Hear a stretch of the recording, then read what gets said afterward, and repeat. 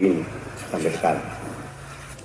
Nah, jadi himbauan beliau, mari kita berhenti mencaci maki, berhenti menjelek-jelekkan.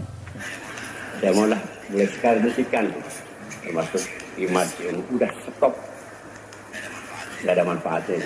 Nah, rajut kembali benang yang telah kusut, yang telah semrawut, kita selesaikan. Mari kita bersatu para habaib, para ulama.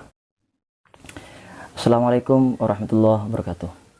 Alhamdulillah, berjumpa lagi di channel An-Nasihin Blega.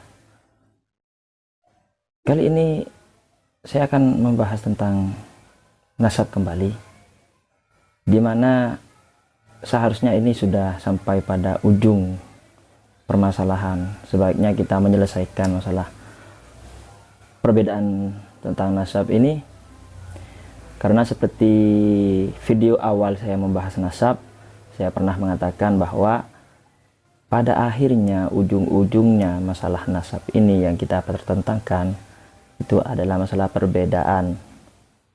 Jadi bukan ujungnya nanti akhirnya adalah pihak sebelah kalah atau pihak sebelah menang, atau pihak sebelah akan mengikuti pihak yang lain atau pihak yang lain akan mengikuti pihak sebelah. Itu tidak akan pernah terjadi. Yang terjadi ini adalah perbedaan. Bahkan di suatu bahsul masail, suatu pertemuan, namun sebenarnya itu pertemuan bahsul masail yang berat sebelah, karena itu satu kelompok yang mengadakan, bukan orang-orang yang netral, tapi satu golongan yang dari pihak yang lain, yang bersangkutan yang sebelah, ya. Jadi itu sulit untuk diterima, tapi hasilnya juga tetap mukhtalaf fih, yakni sesuatu yang masih diperselisihkan. Jadi itu masih perbedaan. Artinya nasab habaib bagi mereka itu mukhtalaf, masih diperdebatkan, diperselisihkan. Ya, ujung-ujungnya masih tetap seperti itu. Mau berusaha seperti apapun, itu hasilnya adalah mukhtalaf. Kita lihat pernyataan dari seorang kiai di tengah pertemuan para zuriyah Wali Songo. Seorang kiai memberi nasihat dan memberi pernyataan. Oke, kita dengarkan pernyataan beliau. Kita setuju dengan pembukaan tadi. Ini ajang pertemuan silaturahmi bersama keluarga, khususnya Wali Songo. Yang pasti kita ini sesama muslim. Dengan orang kafir aja kita nggak boleh mencaci maki, apalagi dengan sesama muslim. Saya mohon, saya minta, walaupun saya tidak aktif main-main dengan saya gatek orangnya, pakai HP-nya HP yang segede gini sampai sekarang. Nah, jadi himbauan beliau, mari kita berhenti mencaci maki, berhenti menjelek-jelekkan. Intinya seperti itu.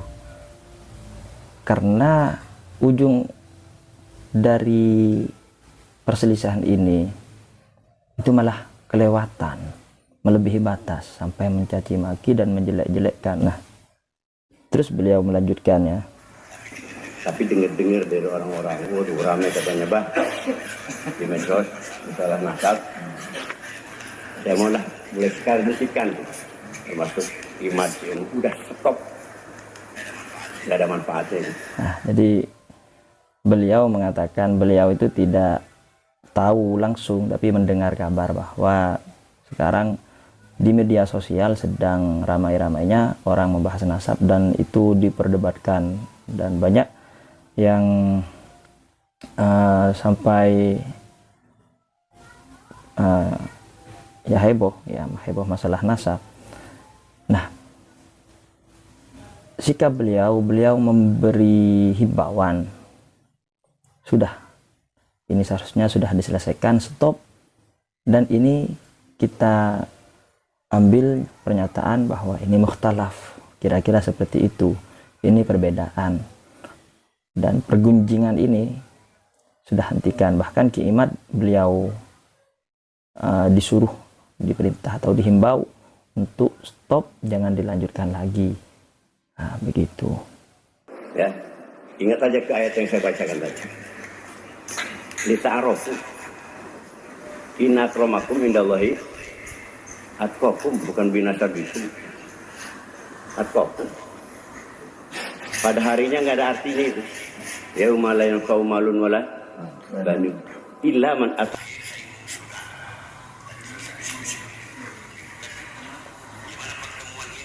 Jadi pada akhir himbauan beliau mengakhirinya dengan suasana kekeluargaan.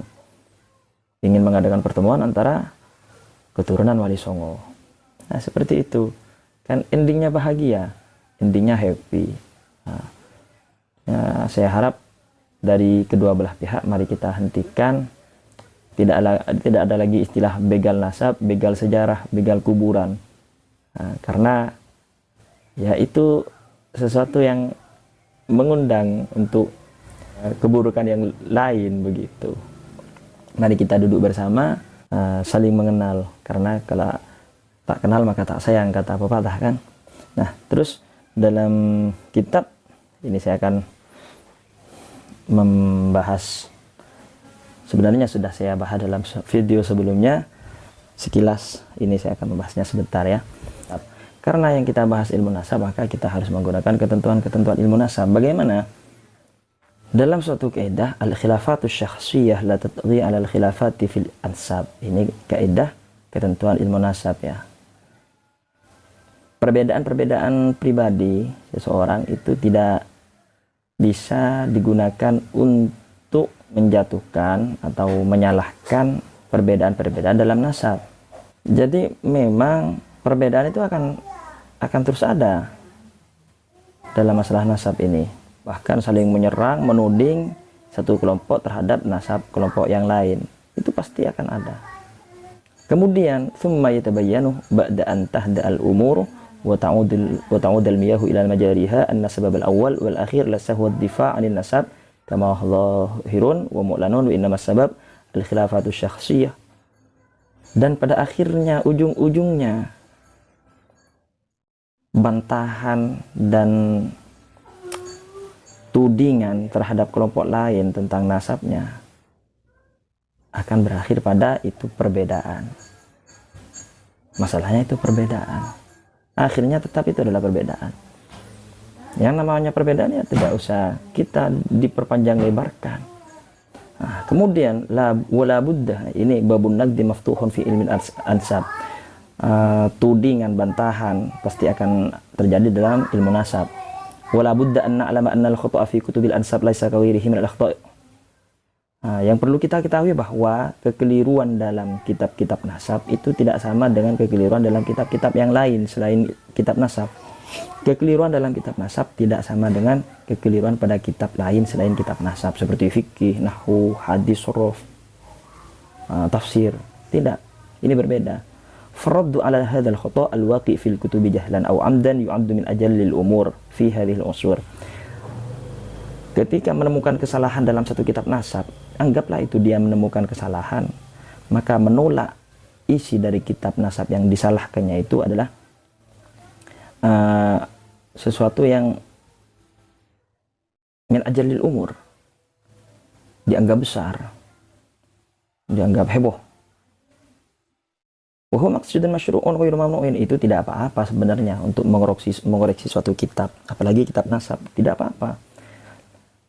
La yanbaghi lil insani ay yataraddada fi bayani hadzal khata' wa raddi 'alaihi bi turuqil ilmiyyati syar'iyyah. Akan tetapi meskipun tidak apa-apa kita untuk menelaah kitab nasab, tapi itu tetap tidak boleh kita terus-menerus menggembar-gemborkan kekeliruan yang kita anggap itu keliru dalam kitab nasab tersebut, apalagi ini masalah perbedaan. Wa mazala ahlul ilmi qadiban wa haditsan yanqudu ba'dhum ba'dhan, dan sudah lama para ahli ilmu itu, baik yang setelah lampau atau yang masa sekarang, itu ada terjadi bantahan-bantahan antara ahli ilmu yang lain dengan yang satunya. Wal maktabatu tafihatun bi kutubin naqdi wal rudud fi mukhtalafil ulum al-ilmiyyah wa syar'iyyah. Dan perpustakaan-perpustakaan itu penuh dengan kitab-kitab yang isinya tudingan, bantahan terhadap ahli ilmu yang lain. Karena intinya itu adalah perbedaan.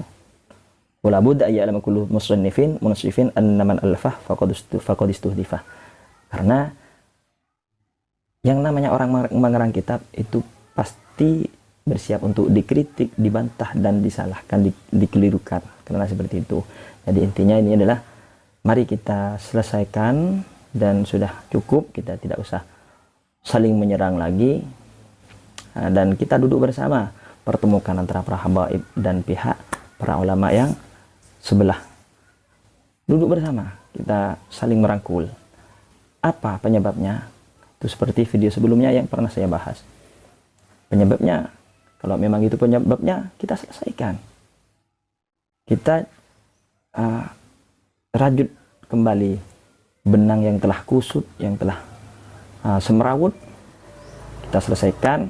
Mari kita bersatu para habaib, para ulama, karena umat perlu dibimbing, tidak pecah belah. Apalagi sekarang banyak serangan-serangan dari pihak-pihak di luar Islam atau dari kelompok yang mengaku Islam tapi lain ajaran.